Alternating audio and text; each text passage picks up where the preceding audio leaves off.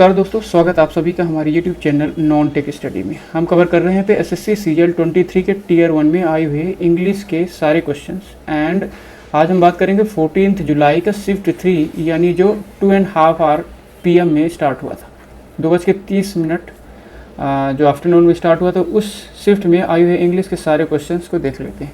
तो चलिए इन सारे क्वेश्चंस को डिस्कस करेंगे। Before that these exams which I have qualified, जिसमें RRB NTPC 2019, SSC CHSL and SSC CPO। चलिए आज के इस वीडियो में देख लेते हैं पहला क्वेश्चन क्या है। ओके, सो फर्स्ट क्वेश्चन है, देखिए हमारे पास गिवन सेंटेंस को पैसिव वॉइस में चेंज करना है। तो पैसिव वॉइस में चेंज करने के लिए हमने पहली क्लास में क्या देखा है कि अगर एक्टिव वॉइस को पैसिव वॉइस में चेंज करना है तो हम क्या करेंगे, जो भी इस एक्टिव वॉइस में मेन वर्ब है उसे हम आइडेंटिफाई करेंगे और उस मेन वर्ब को बी के फॉर्म में चेंज करेंगे और उसके बाद मेन वर्ब का थर्ड फॉर्म यहाँ पे यूज करेंगे। This will called passive voice verb. ठीक है, तो ये वर्ब हमें आइडेंटिफाई करना है पैसिव वॉइस वाले सेंटेंस में और यही हमारा आंसर होगा। तो यहाँ पे देखिए, the little boy called up his best friend on his birthday. तो लिटिल बॉय हमारे पास क्या हुआ, ये सब्जेक्ट, कॉल्ड क्या हुआ यहाँ पे मेन वर्ब, और कॉल्ड क्या है V2 यानी सेकेंड फॉर्म में दिया है। तो हमने क्या देखा है कि मेन वर्ब को बी के फॉर्म में चेंज करना है। तो ये क्या है, मेन वर्ब V2 फॉर्म में। तो बी का सेकेंड फॉर्म क्या होता है, देखिए बी वॉज या वर्ब, ये सेकेंड फॉर्म, और थर्ड फॉर्म क्या होता है बीइंग। अगर ING फॉर्म चाहिए तो क्या लिखेंगे, बी को बीइंग। हमें क्या चाहिए, V2 यानी वॉज वर्ब के रूप में होगा। ठीक है, उसके बाद हमने क्या सीखा है कि मेन वर्ब का थर्ड फॉर्म, यानी मेन वर्ब क्या है कॉल का थर्ड फॉर्म क्या लिख देंगे इसके बाद, कॉल्ड। तो हमारा जो आंसर वाला सेंटेंस होगा उसमें क्या होगा, वॉज या वर्ब, ये सब्जेक्ट के अनुसार होगा, उसके बाद क्या लिखा होगा, कॉल्ड। तो इसको चेक करते हैं किसमें है, किसमें क्या लिखा है, हैज़ बीन कॉल्ड नहीं होगा, वॉज कॉल्ड हो सकता है, यहाँ पे इज कॉल्ड नहीं होगा, वॉज के बाद बीइंग जोड़ दिया जो कि इनकरेक्ट होगा। हमें क्या चाहिए, वॉज या वर्ब, उसके बाद कॉल्ड। तो केवल एक ऑप्शन में दिया है, ऑप्शन नंबर सेकेंड हमारा सही हो जाएगा। चलिए बढ़ते हैं नेक्स्ट क्वेश्चन पे। नेक्स्ट क्वेश्चन क्या है हमारे पास, देखिए यहाँ पे पैरा जंबल के क्वेश्चन है, यानी हमारे पास ABCD 4 सेंटेंस दिया है, इसे हमें रीअरेंज करना है। तो हमने क्या सीखा है कि सबसे पहला हमारा काम क्या होना चाहिए कि इंट्रोडक्टरी जो सेंटेंस होगा वो कौन सा, वो हम आइडेंटिफाई कर लें। उसके बाद हमें एक सेंटेंस से दूसरे सेंटेंस में अगर रिलेशन मिलता है वो हमारा ऑप्शन में चेक करना होगा। तो चेक करते हैं, यहाँ पे हमारा जो ऑप्शन है उसमें देखिए जो स्टार्ट हुआ किस टाइप के सेंटेंस से हुआ है। यहाँ पे देखिए A से हुआ है, या तो B से होगा, या तो C से, या D। यानी हमें क्या चेक करना है कि केवल इंट्रोडक्टरी जो सेंटेंस है अगर हमें वो पता चल जाए तो हमारा आंसर इजीली यहाँ पे मिल सकता है। तो यहाँ पे पहला क्या लिखा है, through a subtle analysis Woolf raises certain concern regarding discrimination against women in a male dominated society. तो ये रिजल्ट टाइप है कि सब्टल एनालिसिस के बाद ये हमारा जो रिजल्ट निकला ये, it is also against the need for freedom. तो ये किसके लिए बता रहा है, इट इज ऑल्सो अगेंस्ट, ये हमें पता नहीं, यानी पहला सेंटेंस बी भी नहीं हो सकता। In Shakespeare sister Virginia Woolf explores the plight of women in society in England during the 15th और 16th सेंचुरी। यानी किस में बताया गया है कि शेक्सपियर सिस्टर की ये जो वर्जीनिया वोल्फ है ये एक्सप्लोर करता है plight of women in society. ये हमारा पहला सेंटेंस हो सकता है। नेक्स्ट क्या लिखा, D, it is against the denial. तो किसके बारे में बता रहा है ये हमें नहीं पता, यानी डी भी नहीं होगा।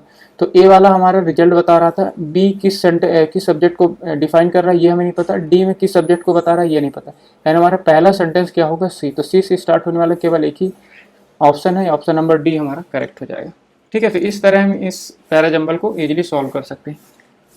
नेक्स्ट क्वेश्चन देखिए हमारे पास क्या है, one word substitution. One word substitution में क्या है, a person who hates the avoids other people, जो a person who hates and avoid, जो दूसरे लोगों से अलग रहता है या फिर नफरत करता है उसको क्या बोलते हैं, मिसएंथ्रोप। ठीक है, एक इसका वर्ड होता है लव करने वाला, फिलएंथ्रोप, और इसका अपोजिट क्या होगा, मिसएंथ्रोप। ठीक है, तो ऑप्शन नंबर डी यहाँ पे करेक्ट हो जाएगा। Again we have a question for passive voice. तो पैसिव वॉइस में चेक करने के लिए वही करेंगे, क्या करेंगे कि मेन वर्ब को बी के फॉर्म में चेंज करेंगे और उसका थर्ड फॉर्म। तो यहाँ पे देखिए, हु स्टोल माई टिकट्स। तो हु क्या हुआ यहाँ पे, सब्जेक्ट, स्टोल हुआ हमारा मेन वर्ब, और किस फॉर्म में लिखा है, स्टोल यानी सेकेंड फॉर्म में लिखा है। तो इसका पैसिव वॉइस जब चेंज करेंगे तो क्या होगा यहाँ पे, या तो वॉज या वर्ब, ये हुआ बी का फॉर्म। उसके बाद स्टील का फॉर्म होता है सेकेंड फॉर्म स्टोल, और थर्ड फॉर्म क्या होगा, स्टोलन। ठीक है, तो यहाँ पे हम क्या लिख देंगे, स्टोलन, तो ये वाला ऑप्शन में होगा, वही हमारा आंसर होगा। तो यहाँ पे देखिए वॉज स्टोलन हो सकता है, गॉट स्टोलन ये नहीं होगा, यहाँ पे वर स्टोलन ये हो सकता है, वर स्टोलन ये हो सकता है, यानी हमारे पास 3 ऑप्शन है। अब उसके बाद हम क्या करेंगे कि अब अगर वर्ब सेम मिल जाए तो हम सब्जेक्ट और ऑब्जेक्ट को चेक करते हैं। तो यहाँ पे सब्जेक्ट क्या है, हु, तो जब इसका ऑब्जेक्ट बनाएंगे तो हु का क्या हो जाता है, बाई हुम। तो बाई हुम किस में दे रखा है, देखिए इस वाले पे बाई हुम यहाँ पे दे रखा है, इस वाले बाई हुम ये, और यहाँ पे बाई हु, यानी ये ऑप्शन हमारा गलत हो जाएगा। अब इसमें चेक करते हैं फर्स्ट एंड थर्ड में। अब एक्चुअली में एक ऐसा सेंटेंस था, क्वेश्चन वाला सेंटेंस है, तो यानी यहाँ पे हेल्पिंग वर्ब पहले होगा, और ये जो पैसिव वॉइस भी कैसे बनेगा, हमारा क्वेश्चन वाला सेंटेंस ही बनेगा। तो यहाँ पे जो पहला लिख दिया है my ticket was stolen by whom, ये इनकरेक्ट हो जाएगा। यहाँ पे देखिए बाय हुम, अब ये वर्क किसके लिए लिया गया है, यहाँ पे जो सब्जेक्ट, तो जो यहाँ पे सब ऑब्जेक्ट था यहाँ पे सब्जेक्ट बनेगा। तो माई टिकट्स प्लूरल है, यहाँ पे सब्जेक्ट बन गया माई टिकट्स प्लूरल, तो प्लूरल के लिए क्या लिख दिया यहाँ पे वर्क, और ये स्टोलन। तो ऑप्शन नंबर 3 हमारा करेक्ट हो जाएगा। ठीक है, चलिए बढ़ते हैं नेक्स्ट क्वेश्चन पे। नेक्स्ट क्वेश्चन क्या है, एंटोनिम बताना हमें। The gradual curtail in the expenditure made them test. तो जो कर्टेल होता है उसका मतलब होता है कम होना या कंट्रोल करना, या किसी चीज की संख्या में कमी आना, तो इस तरह के लिए होता है कर्टेल। तो कर्टेल का उल्टा क्या हो जाएगा, इंक्रीज। ठीक है, तो ऑप्शन नंबर 3 हमारा करेक्ट हो जाएगा। नेक्स्ट क्वेश्चन क्या है, देखिए सिनोनिम बताना में इंसिडियस, इंसिडियस यानी घातक, हार्मफुल। तो हार्मफुल यहाँ पे कौन है, ये हार्मफुल, ये सेफ, सिक्योर, प्रोटेक्टेड, ये इसके अपोजिट हो जाएंगे। हार्मफुल हमारा क्या हो जाएगा इसका सिनोनिम। एंटोनिम बताना स्प्यूरियस, स्प्यूरियस यानी क्या होता है, नकली, फेक। ठीक है, तो फेक का अपोजिट क्या होगा, ऑथेंटिक। ठीक है, नेक्स्ट क्वेश्चन क्या है हमारे पास, select the most appropriate option that can substitute the underline segment. तो यहाँ पे बेस्ट, मतलब ये सेंटेंस को इम्प्रूव करके हमें बताना है। The frog adopts itself to live both in water and on land. ठीक है, तो फ्रॉग जो होता है अपने आप को क्या करता है, वातावरण के अनुसार क्या होता है, अपने आप को ढाल लेता है, किस में रहने के लिए, वाटर के अंदर एंड लैंड में रहने के लिए।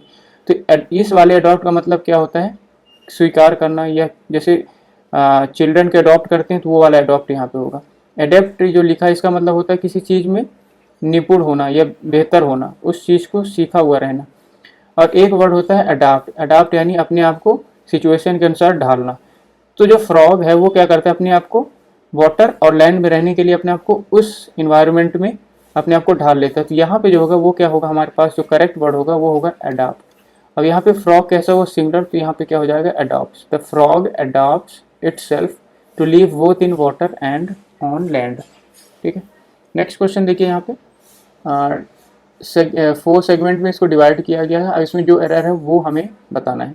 तो दर्शन विस्ट यानी किस में हुआ, ये इमेजिनेशन यानी पास्ट को बता रहा है। ही हैडेंट वेंट, अब देखो हैड के बाद क्या होता है, वर्ब का थर्ड फॉर्म, तो वेंट नहीं होगा, गॉन होगा, यानी ऑप्शन नंबर ये हमारा करेक्ट हो जाएगा, 3rd। क्वेश्चन नंबर 10 पे देखते हैं क्या हमारे पास, most appropriate option. Kiran had a short dash as a writer. क्या है शॉर्ट, एज अ करियर, ये क्या है, करियर एंड करियर। तो करेक्ट ऑप्शन क्या है, ये करियर की बात कर रहा है, तो ये करियर के स्पेलिंग भी ये करेक्ट होता है। और ये कैरियर यानी किसी चीज़ को ढोना, तो हमारा करेक्ट ऑप्शन क्या होगा, career. Kiran had a short career as a writer, writer के रूप में शॉर्ट कैरियर है। Next option, one word substitution, a place where coins, medals और टोकन्स आर मेड, इसको क्या मिंट बोलते हैं, जहाँ पे सिक्के बनाए जाते हैं उसको क्या बोलते हैं, mint. Next question, to bell the cat, बिल्ली के गले में घंटी बांधना, इसका मतलब होता है to do something very difficult और क्या बोल सकते हैं, हार्ड टास्क। तो इसका मतलब क्या होता है, फेस रिस्क। लव कैट नहीं, प्ले विथ कैट नहीं, फीड पेट नहीं, इसका मतलब होता है डिफिकल्ट टास्क करना, टू फेस रिस्क। यहाँ पे हमें जो अंडरलाइन वर्ड है उसके लिए अप्रोप्रिएट जो करेक्ट ऑप्शन होगा वो हमें चूज करना है। We all should help each other. देखिए जो ईच अदर होता है, ईच अदर वो किसके लिए होता है, 2 के लिए, और 2 से ज़्यादा के लिए क्या हम यूज करते हैं, वन अनदर। ठीक है, तो हमें यहाँ पे किसके लिए, वी के लिए यूज किया, वी मोर देन 2 के लिए यूज किया था, तो यहाँ पे हम क्या लिखेंगे, ईच अदर की जगह पे one another, we all should help one another. ठीक है, नेक्स्ट क्वेश्चन देखते हैं क्या बताना हमें। Following sentence have been given as option, select the option that contains an error. तो एरर वाला सेंटेंस हमें बताना है, एरर वाला पार्ट बताना है। एन लॉयन, अच्छा ये एन किसके लिए होता है, एन हम यूज करेंगे वोवेल साउंड के लिए, तो लॉयन जो होता है कॉन्सोनेंट साउंड होता है, तो यहाँ पे एन नहीं लॉयन लिख सकते हैं। तो एन यही वाला हमारा ऑप्शन इनकरेक्ट हो जाएगा, ऑप्शन नंबर 3 हमारा सही होगा। अप्रोप्रिएट ईडियम बताना है जो इस ब्लैंक को फिलअप करे। The police have not at been able to solve the case, it seems to be. Police इस केस को अभी तक सॉल्व नहीं कर पाई, इसका मतलब क्या है कि ये केस कैसा था, सॉल्व डिफिकल्ट था, ये कैसा था, ये हमें बताना है। In a nutshell, it seems to be, in a nutshell यानी संक्षिप्त में, तो यहाँ पे ऐसा कोई मीनिंग नहीं आएगा।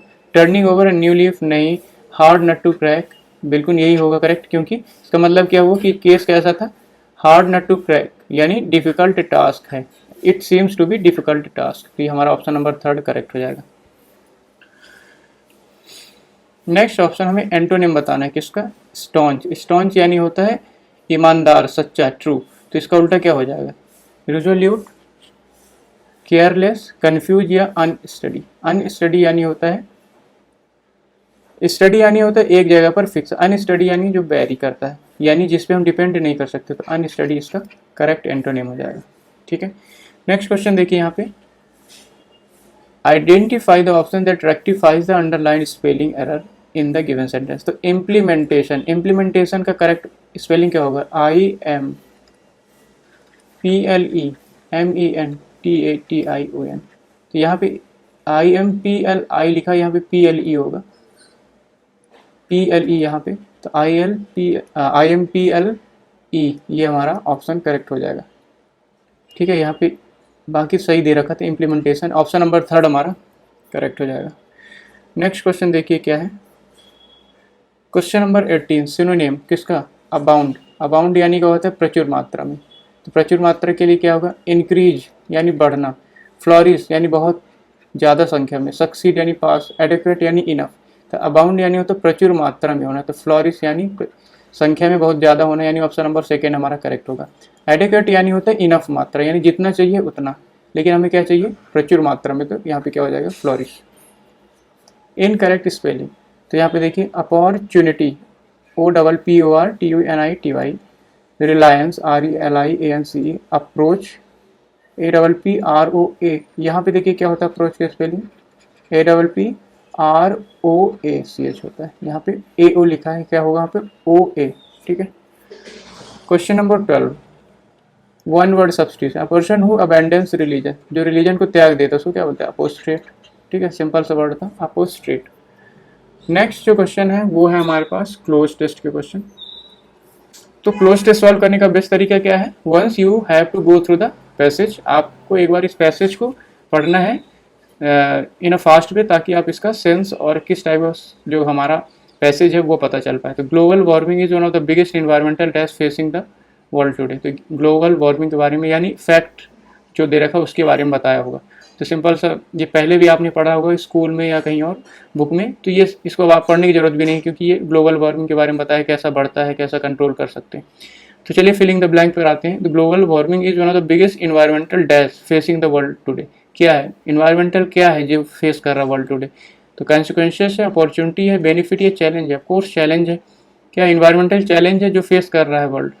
The primary cause of global warming is the dash of green house gases such as carbon dioxide. तो प्राइमरी कॉज क्या है ग्लोबल वार्मिंग होने का,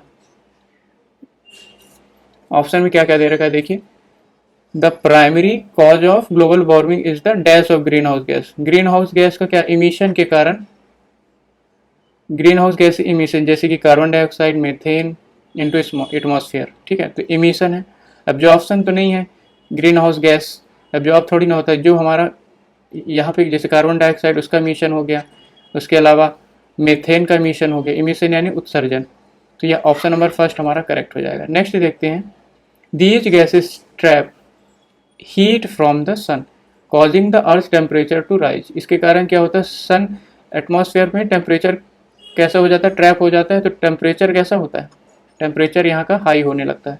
the dash effects of global warming are wide spread and include more frequent and severe weather event. तो next option क्या है हमारे पास, द डैश इफेक्ट्स, कैसा effect, negative effect, positive effect, neutral या नेग्लिजिबल।